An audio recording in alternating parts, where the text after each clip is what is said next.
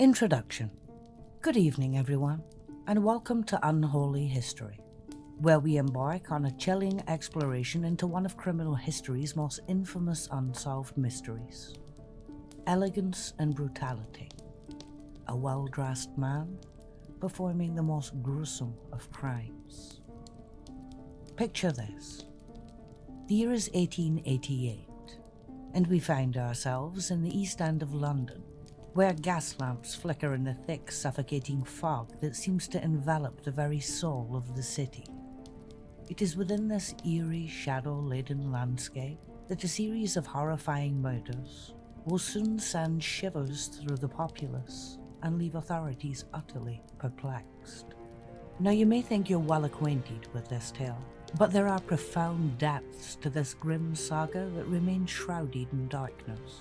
And we're about to delve into a mystery that has ensnared the public imagination for over a century. The enigma of Jack the Ripper. Let me paint a picture for you.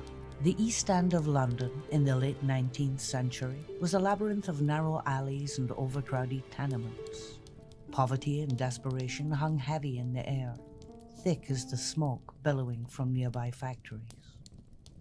Here in the heart of Whitechapel, our grim narrative takes shape. In the span of just a few months, a string of brutal murders would rattle this community to its core. The victims, women living on the fringes of society, were fighting to survive in the harsh underbelly of Victorian London. The murderer remained a spectre, leaving behind a chilling trail of blood and an indelible legacy of fear. However, tonight's discussion transcends a mere recounting of heinous acts. It offers a window into the very fabric of 19th century London society, a glimpse at the nascent field of modern policing, and a captivating examination of how myths and legends can spring forth from the crucible of fear and speculation. So, I invite you to join me on this journey through the haunting legacy of the Jack the Ripper case. I promise that by the end of our exploration, you will see this infamous series of events through an entirely new lens. Let us begin our descent into the shadowy world of Victorian London's most notorious killer, known only as Jack, and they called him the Ripper for a reason. The victims. Let us shift our focus to the unfortunate souls whose lives were so brutally snuffed out by Jack. There has been much discourse over the years regarding the precise number of the Ripper's victims, but tonight we shall concentrate on what are commonly referred to as the canonical five, those whose tragic deaths are most widely linked to this elusive killer: Mary Ann Nichols, Annie Chapman, Elizabeth Stride, Catherine Eddowes, and Mary Jane Kelly. These names, once belonging to vibrant women, have been forever etched into history by a cruel hand of fate. It is imperative that we remember them not merely as victims, but as individuals whose lives were abruptly and heartbreakingly curtailed. Each of these women shared certain common threads.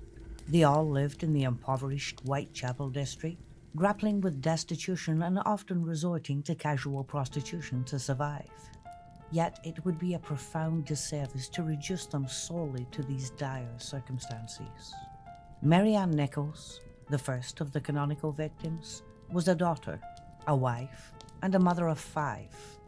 Though estranged from her family at the time of her death, she had spent years striving to lead a respectable life despite formidable challenges.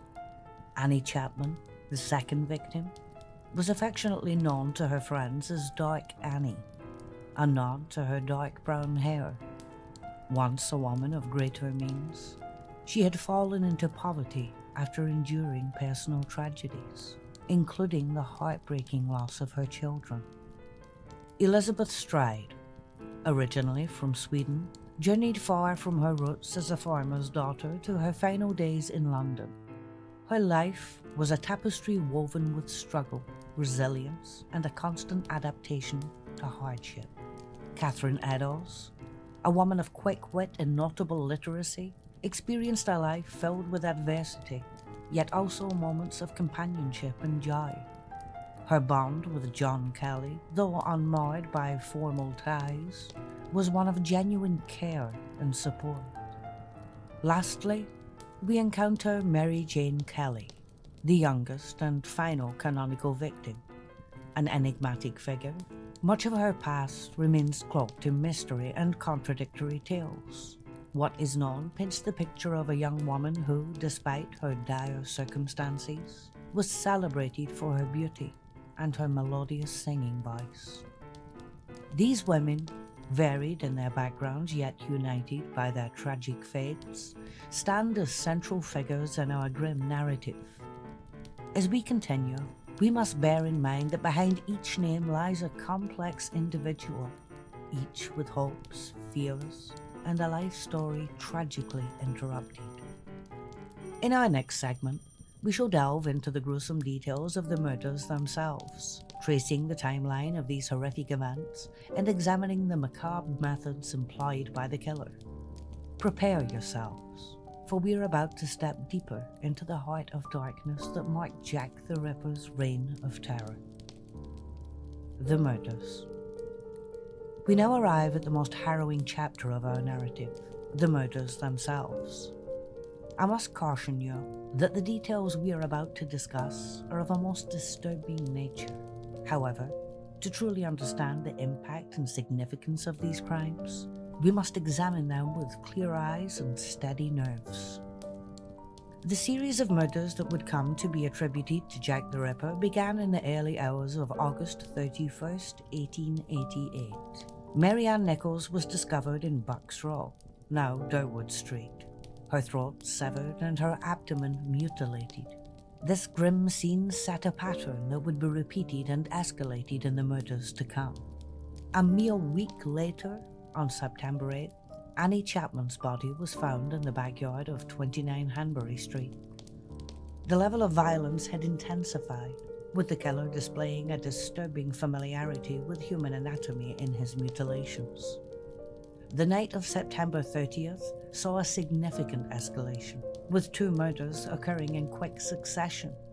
Elizabeth Stride was found in Dutfield's yard off Burner Street, her throat cut but her body otherwise unmolested. It is theorized that the killer was interrupted before he could complete his gruesome work.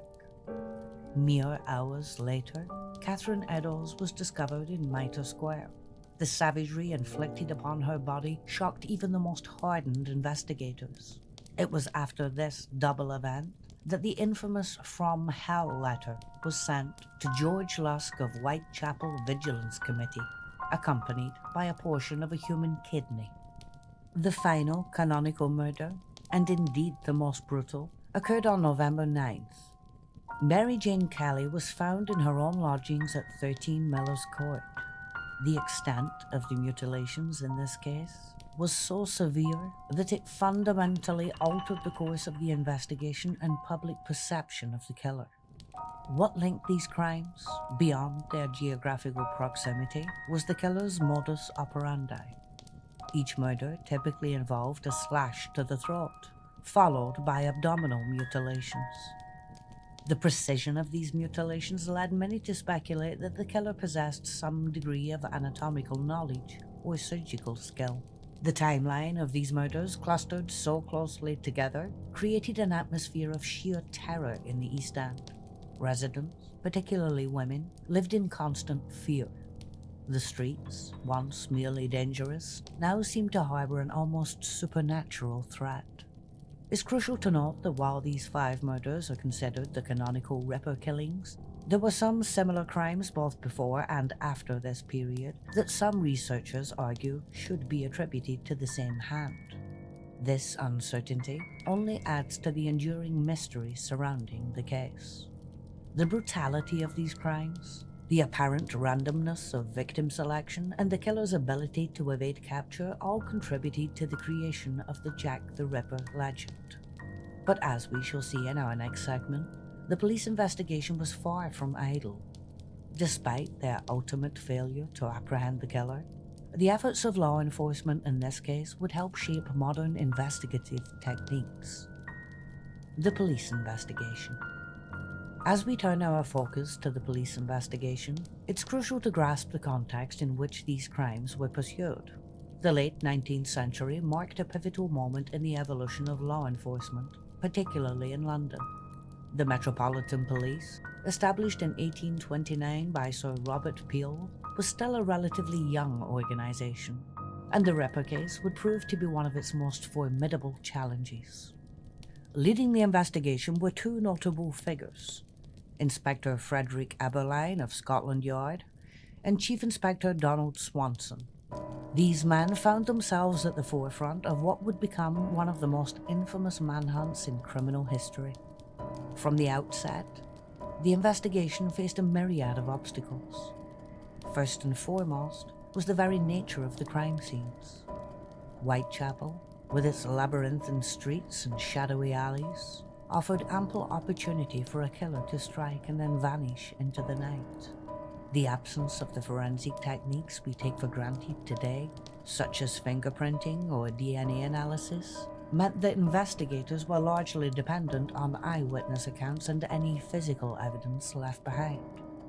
Another significant hurdle was the overwhelming flood of information and misinformation that poured in. The Ripper murders had seized the public imagination, and it seemed that everyone had a theory or a tip to share. Sifting through the deluge proved to be a Herculean task for the investigators. In their quest to catch the killer, the police employed several strategies. They ramped up patrols in Whitechapel, particularly during the night hours. Plainclothes officers were dispatched to mingle with the local populace, hoping to catch the Ripper in the act. House-to-house inquiries were conducted, and a reward was offered for any information leading to the killer's arrest. One of the most innovative approaches involved the use of bloodhounds, marking an early attempt at what we might now refer to as forensic investigation, though it ultimately proved unsuccessful. The police also began utilizing the emerging field of photography, distributing images of the victims in the hopes of eliciting more information from the public. Despite these efforts, the investigation was beset by numerous challenges. A lack of cooperation from some local residents, many of whom harbored a deep distrust of the police, made it difficult to gather reliable information. Additionally, sensationalist press coverage, while keeping the public informed, often muddied the waters of the investigation. Perhaps most frustratingly, the killer seemed perpetually one step ahead. The murders occurred sporadically without any clear pattern, making it nearly impossible for the police to predict where or when the Ripper might strike next. As the murders continued and public pressure mounted, tensions flared between different factions of the police force. The local H Division, tasked with policing Whitechapel, found itself at odds with detectives from Scotland Yard who had been called in to assist. Despite their best efforts, the police were unable to identify and apprehend the killer. The case officially remained open until 1892, though by that time, the trail had long gone cold. However, it would be a mistake to regard the investigation as a complete failure. The Ripper case catalyzed significant advancements in police procedures and forensic science. It underscored the necessity for more sophisticated investigative techniques and better coordination among various police divisions. In many respects, the lessons learned from this case helped shape the modern landscape of criminal investigation. In our next segment, we shall delve into the suspects, those individuals who, rightly or wrongly, found themselves under scrutiny in connection with these heinous crimes. The list is long and varied, spanning from royalty to common criminals, each with their own intriguing narrative to unravel. The suspects. As we delve into the array of suspects in the Jack the Ripper case, we step into a realm where fact and fiction often entwine. Over the years, more than 100 individuals have been suggested as potential candidates for the identity of this notorious killer. Tonight, we shall explore some of the most prominent and intriguing suspects. It's essential to emphasize that none of these individuals were ever conclusively proven to be Jack the Ripper. The passage of time and the absence of definitive evidence mean that many of these theories remain speculative. Nevertheless, They offer fascinating insight into both the investigation and the societal concerns of the era. Let us begin with the most enduring suspect, Montague John Pruitt, a barrister and teacher. Pruitt's body was discovered in the Thames shortly after the final canonical murder. His suicide, coupled with family claims of mental instability, led the police to consider him a prime suspect. Yet concrete evidence linking him to the crimes remains frustratingly elusive. Another notable suspect is Aaron Kosminski, a Polish barber residing in Whitechapel. Known to suffer from mental illness, he was committed to an asylum in 1891. Inspector Donald Swanson and Sir Robert Anderson, both key figures in the original investigation, favoured Kosminski as a suspect. Recent DNA analysis has reignited interest in his case, though the findings remain contentious within the scientific community. Perhaps one of the most sensational theories involves Prince Albert Victor, Duke of Clarence and Avondale. This royal suspect theory, popularized in the 1960s, suggests that the prince committed the murders while grappling with syphilis-induced madness. Despite its allure in certain circles, this theory is generally dismissed by serious researchers due to substantial evidence of the prince's whereabouts during the murders. A particularly intriguing figure is Francis Tumblety, an American quack doctor known for his misogynistic views and disturbing collection of uteri. Tumblety was arrested in London for homosexual offences during the Ripper's active period and fled to America shortly thereafter. While circumstantial evidence makes him a compelling candidate, definitive proof remains frustratingly absent. We must also consider James Mabry, a cotton merchant whose diary, discovered in 1992, allegedly contained a confession to the Ripper murders. However, the authenticity of this diary has been hotly debated, with many experts dismissing it as a modern forgery. Walter Sickert, a prominent artist of the time, was also proposed as a suspect. This theory, popularized by author Patricia Cornwell, suggests that Sickert's paintings contain hidden clues to his involvement in the murders. While it's an intriguing notion, this theory is generally not taken seriously by Ripperologists. Interestingly, not all suspects were men.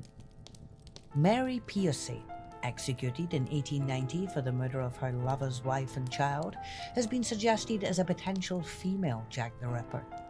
The brutal nature of her crimes and her proximity to Whitechapel making her an intriguing, albeit unlikely, candidate. Lastly, we must acknowledge a theory that has gained traction in recent years. The idea that Jack the Ripper may not have been a single individual at all. Some researchers propose that the canonical 5 murders, and possibly others, were the work of different killers, unified only in public imagination and sensational press coverage of the time. The sheer variety of suspects, from royalty to commoners, from local residents to foreign visitors, reflects the widespread impact and enduring mystery of the Ripper case. Each theory reveals as much about the anxieties and preoccupations of society, both then and now, as it does about the crimes themselves. In our next segment, we shall examine the letters and communications purportedly sent by the killer. These missives not only fueled public hysteria, but also gave rise to the very moniker Jack the Ripper, forever altering the narrative surrounding these brutal crimes. Letters and communications.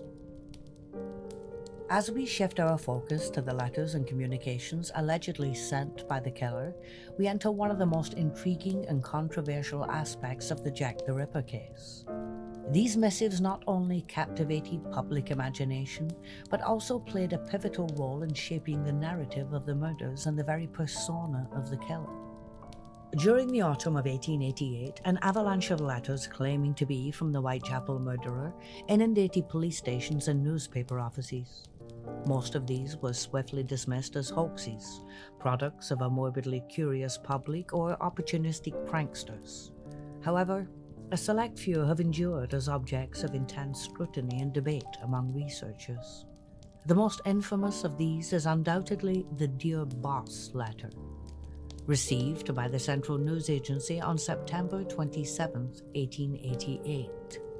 Written in red ink, this letter was the first to use the moniker Jack the Ripper, a name that would soon resonate throughout London.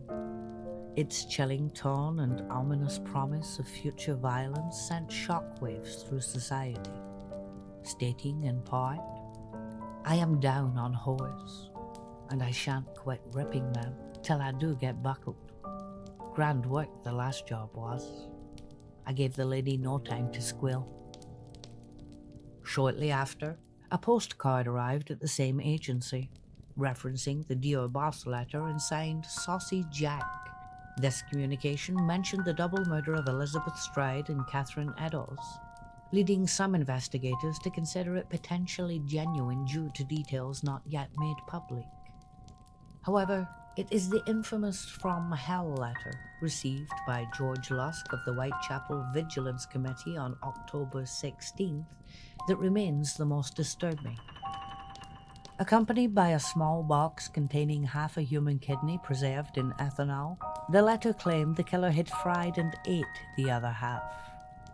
The horrific nature of this package, along with medical examinations, suggested the kidney could have belonged to Catherine Eddowes, and lent this letter a chilling credibility. The impact of these letters on both the investigation and public perception cannot be overstated. They transformed the unnamed killer into Jack the Ripper, a moniker that captured public fascination and has endured for over a century. The letters fueled widespread panic, with each new communication igniting fresh waves of fear and speculation. Yet the authenticity of these letters remains a matter of intense debate. Many researchers argue that the Dear Boss letter and Saucy Jack postcards were likely journalistic hoaxes, possibly penned by someone connected to the Central News Agency. The From Hell letter, with its gruesome accompaniment, is generally regarded as more likely to be genuine, though this too remains unproven. Regardless of their authenticity, these letters played a crucial role in mythologizing the killer. They presented Jack the Ripper not merely as a shadowy murderer, but as a taunting, articulate figure who reveled in his notoriety. And this image has persisted in popular culture, influencing countless books, films, and television shows. Moreover, the letters pose significant challenges for the police investigation. Resources were diverted to analyze and respond to the flood of communications, many of which were obvious hoaxes. The publications of some letters in the press, particularly the Dear Boss letter, was criticized for potentially inspiring copycats and complicating the investigation. In the years since, the Ripper letters have undergone intense scrutiny. Handwriting analysis, linguistic studies, and even modern forensic techniques have been employed in attempts to verify their authenticity or identify their authors. Despite these efforts, definitive conclusions remain elusive. The Ripper letters serve as a fascinating case study in the power of communication to shape a narrative. Whether genuine or not, these letters transformed a series of gruesome murders into a media sensation, creating an enduring mystery that continues to captivate public imagination to this day. In our next segment, we shall explore the media frenzy surrounding the Ripper murders and its impact on both the investigation and broader society. The role of the press in this case was unprecedented, marking a new era in crime reporting and public engagement with criminal investigations. Media frenzy and public reaction. As we examine the media's role in the Jack the Ripper case, we find ourselves at the precipice of modern crime reporting. The Whitechapel murders unfolded during a period of significant transformation within the newspaper industry, marking a watershed moment in how crime was reported and consumed by the public. The late 19th century witnessed a dramatic rise in literacy rates, accompanied by a surge in newspaper readership. Technological advancements in printing allowed for quicker production and wider distribution of papers, setting the stage for an unprecedented media frenzy surrounding the Ripper murders. From the very beginning, the gruesome nature of the crimes captivated public attention. Newspapers, eager to capitalize on morbid curiosity, devoted extensive coverage to every aspect of the case. Publications such as The Star, the East London Observer, and the Illustrated Police News led the charge, often sensationalizing details to boost circulation. The graphic detail in these reports was shocking for the time. Descriptions of crime scenes and victims' injuries were presented with a frankness that horrified yet fascinated readers. The Illustrated Police News, in particular, became notorious for its lurid illustrations, bringing the stark horrors of Whitechapel into middle-class parlours across London. This sensationalist coverage had significant repercussions. First, it fostered a climate of fear that enveloped the East End and beyond. The constant stream of horrific details and speculation about the killer's identity left the public in a state of near panic, particularly among women who felt increasingly vulnerable, often too frightened to step out after dark. Second, the media frenzy placed immense pressure on the police investigation. Public demand for results, stoked by daily newspaper coverage, led to sharp criticism of the police's perceived lack of progress. This pressure may have prompted hasty decisions and the pursuit of unreliable leads. Moreover, the press played a pivotal role in shaping the public perception of the killer. The publication of the Dear Boss letter, which introduced the name Jack the Ripper, bestowed upon the unnamed murderer a persona that captivated the public imagination. This moniker, likely conceived by a journalist rather than the killer himself, has persisted for over a century. However, the media's influence was not entirely detrimental. Newspapers also functioned as essential conduits of information about the investigation. Police appeals for witnesses and descriptions of suspects reached a wide audience through the press, marking an early instance of media being harnessed as a tool in a criminal investigation. The Ripper case further highlighted the stark social divides of Victorian London. Many newspapers, catering to middle and upper-class readers, portrayed the East End as a den of vice and depravity, reflecting the deep-seated class prejudices of the time. Interestingly, the case also witnessed the rise of citizen journalism. Frustrated by the portrayal of their community, local residents in Whitechapel began writing to newspapers to offer their own perspectives. This grassroots response providing a compelling counterpoint to the mainstream narrative.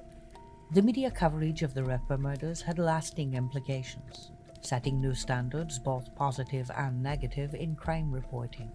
The case illustrates the power of the press to shape public opinion and influence the trajectory of criminal investigations, while also raising ethical questions about balancing the public's right to know with the potential interference in police work. Moreover, the Ripper case marked a shift in societal engagement with crime. Crime news was no longer confined to broadsheets or police gazettes. It had morphed into a form of mass entertainment. This transformation would have far-reaching consequences for both journalism and popular culture. In our next segment, we shall explore the various theories and speculations that have emerged over the years regarding the identity of Jack the Ripper. These theories range from the plausible to the utterly fantastical, each reflecting the enduring fascination with this unsolved mystery. Legacy and cultural impact. As we embark on this exploration of the theories and speculations surrounding the enigmatic figure of Jack the Ripper, we find ourselves at the intersection of rigorous historical inquiry and the fertile ground of imaginative conjecture. Over a century has passed since the tragic events of the Whitechapel murders, yet the landscape of theories remains rich and varied, mirroring not only the evidence available at the time but also the societal anxieties that shaped them. Let us commence with what might be termed the traditional suspects, those figures who captured the interest of the investigators during the initial inquiry.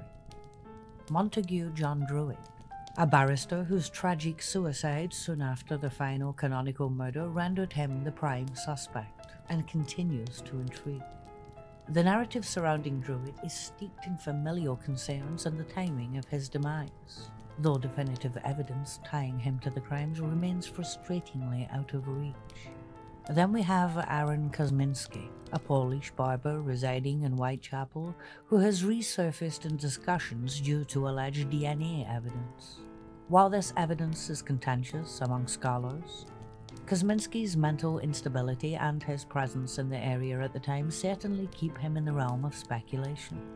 Venturing into more fanciful territory, we encounter theories that implicate individuals of higher social standing, the so-called royal conspiracy theory, suggesting that Prince Albert Victor, Duke of Clarence and Avondale was somehow involved, gained traction in the 1960s. Despite its sensational qualities and subsequent debunking, the theory endures in popular culture, reflecting our own perennial fascination with corruption among the elite. In a similar vein, some have posited that prominent artists and writers of the era may have been the Ripper. Walter Sickert, the Impressionist painter, has been suggested as a potential suspect by various researchers, including crime novelist Patricia Cornwell. While the evidence linking Sickert to the crimes is largely circumstantial, this theory taps into the enduring suspicion that the Ripper could have been an educated, cultured individual, rather than merely a product of the East End. Moreover, some theories take a more esoteric turn, suggesting Masonic involvement in the murders. Popularized by Stephen King's 1976 book, Jack the Ripper, The Final Solution, this theory interweaves historical facts with speculative leaps. Although dismissed by serious historians, it illustrates how the Ripper case has become a canvas for broader societal fears and suspicions. In more recent years, advancement in forensic science and criminal profiling have ushered in new approaches to understanding the Ripper. Some modern analysts suggest that the killer could have been a local slaughterhouse worker or butcher, explaining both the anatomical precision and the ability to traverse the East End without raising suspicion. Intriguingly, not all theories adhere to the notion of a single perpetrator. Some researchers propose that the canonical 5 murders, and perhaps others, might have been committed by multiple individuals. This multiple killers hypothesis argues that the mythos of a solitary Jack the Ripper is largely a construct of media sensationalism. It is also essential to reflect on how gender assumptions shape Ripper theories. While most suspects have been male, some have put forth female candidates such as Lizzie Williams, the spouse of royal physician Sir John Williams, or Mary Piercy, a convicted murderer. These theories challenge the long-standing assumption regarding the nature of the crimes and the identity of the killer. One of the most recent and contentious theories suggests a connection to Lewis Carroll, the author of Alice's Adventures in Wonderland. Advocates of this theory point to the alleged anagram evidence in Carroll's writings, although most scholars consider this as a classic case of seeing patterns that simply aren't there. It is vital to recognize that many of these theories, particularly the more sensational ones, hinge heavily on circumstantial evidence and creative interpretation of scant fact. The enduring allure of the Ripper case has given rise to a field known as Ripperology, where enthusiasts and scholars alike continually reassess the evidence and propose new conjectures. This plethora of theories underscores the compelling nature of the Ripper mystery. Each new proposition, no matter how plausible or far-fetched, keeps the case alive in the collective imagination. They reflect our ongoing fascination with unresolved crimes and our evolving perspectives on class, gender, and mental illness, and the very essence of evil. In our concluding segment, we will delve into the legacy of the Jack the Ripper case, his influence on criminology, popular culture, and our understanding of serial killers. The shadow cast by these grim murders reaches far beyond the foggy streets of Victorian London, shaping our perceptions of crime and mystery to this day. Conclusion. As we draw our examination of the Jack the Ripper case to a close, it is vital to reflect on the profound and enduring impact these gruesome murders have had on our society, our understanding of crime, and indeed, our cultural imagination. At the outset, the Ripper case represents a pivotal moment in criminology. The shortcomings of the investigation underscored a pressing need for more advanced forensic techniques and investigative methodologies. In the aftermath, police forces globally began to adopt more systematic approaches to crime scene investigation, evidence collection, and criminal profiling. We can view this case as a catalyst that propelled law enforcement into a new era, challenging them to adapt to the complexities of urban crime in the industrial age. Furthermore, the murders significantly altered public perceptions of crime and safety, particularly in urban areas. The Ripper case laid bare the stark social divides in Victorian London, thrusting the grim realities of the East End into the consciousness of the middle and upper classes. This heightened awareness of urban poverty and its perils would serve as a foundation for subsequent social reform movements. In terms of media and journalism, the Ripper case set transformative precedents for crime reporting. The sensationalist coverage marked the inception of the modern true crime genre. The media's framing of the narrative, including the infamous moniker Jack the Ripper, illustrated the considerable influence of the press on the public perception and even the trajectory of the criminal investigations. This legacy resonates in contemporary media portrayals of high-profile crimes. Perhaps most notably, Jack the Ripper has evolved into an enduring figure within popular culture.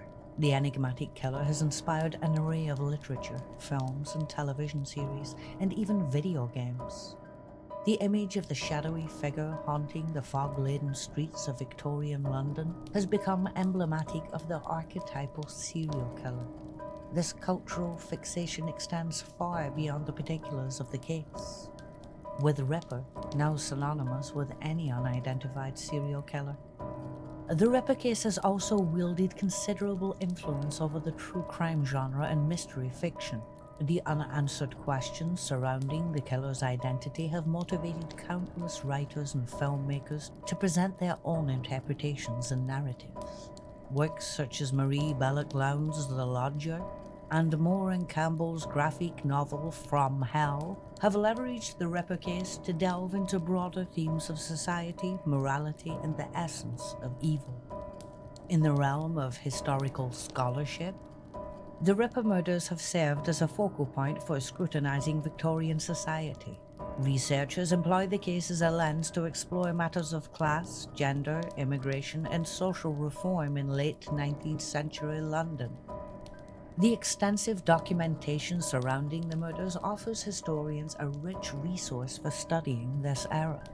The persistent intrigue surrounding the case has also fostered the rise of Ripperology, a field of both amateur and professional study.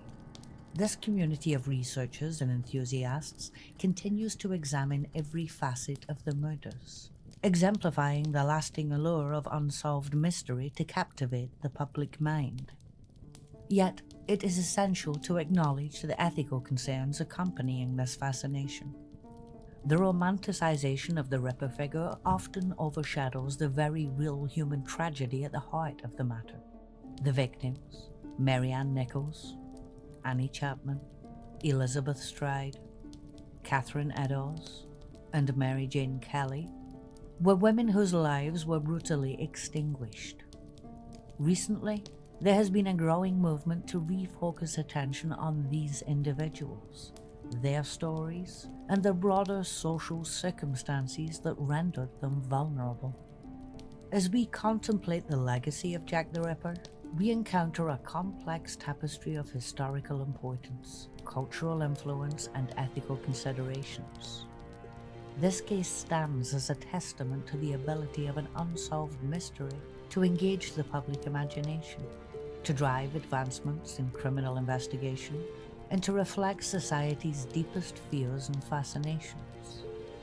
The shadow of Jack the Ripper looms large over our cultural landscape, serving as a stark reminder of a time when the darker aspects of the Victorian era were thrust into the light, irrevocably altering our perceptions of crime, media, and the enigmas lurking in the hidden corners of our cities.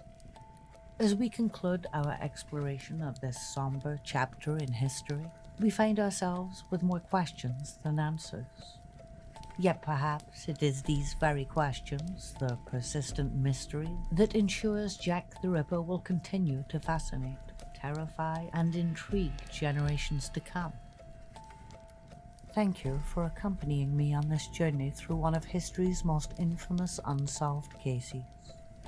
This has been Unholy History, and we would love to hear your theories in the comments. Thank you again for watching. Until next time.